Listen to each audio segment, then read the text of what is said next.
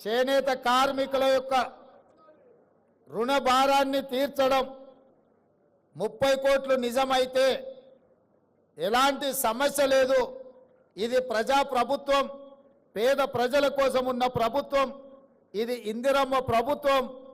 ఇందిరమ్మ ప్రభుత్వంలో కుల వృత్తులకు, చేతి వృత్తులకు సముచితమైన న్యాయం చెయ్యాలన్న విధానమే మా ఆలోచన. తప్పకుండా 30 కోట్ల రూపాయల రుణమాఫీ చేయడానికి, 30 కోట్లు మంజూరు చేయడానికి అవసరమైన ఆదేశాలను చీఫ్ సెక్రటరీ గారికి ఈ వేదిక మీద నుంచే ఇస్తున్నా. తప్పకుండా మీరు దూర ప్రాంతాల నుంచి, ఎక్కడెక్కడి నుంచో మారుమూల ప్రాంతాల నుంచి మీరు అందరు ఇక్కడికి వచ్చిండ్రు.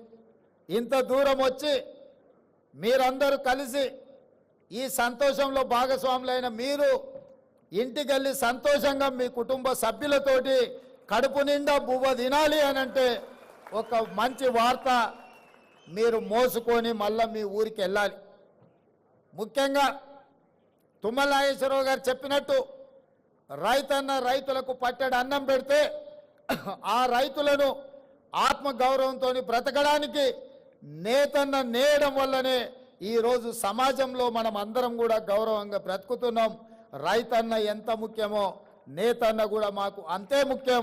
మీ కష్టాలను తీర్చడానికి, మీ సమస్యల్ని వినడానికి, మీ సమస్యల్ని పరిష్కరించడానికి మీ ముఖ్యమంత్రిగా, మీ సోదరుడిగా నేను ఎప్పుడూ మీకు అందుబాటులో ఉంటాను. ఇక కొడంగల్ విషయానికి వస్తే ఒక్క కోస్గి మండలంలోనే, నియోజకవర్గంలోనే కాదు, కోస్గిలో మా చేనేత కార్మికులు, మా నేతన్నలు వేలాది మంది ఉన్నారు.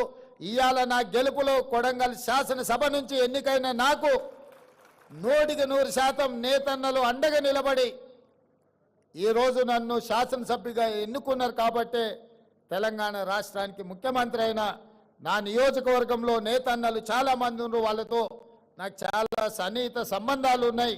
వాళ్ళకు కావాల్సిన కమ్యూనిటీ హాల్స్ కావాల్సిన నిధులు కూడా నేను ఎమ్మెల్యేగా ఉన్నప్పుడు ఇచ్చి ఆ కమ్యూనిటీ హాల్స్ కట్టించడానికి, వాళ్ళకు ఆదుకోవడానికి అన్ని రకాలుగా అక్కడ వాళ్ళతో నాకు సత్సంబంధాలు ఉన్నాయి.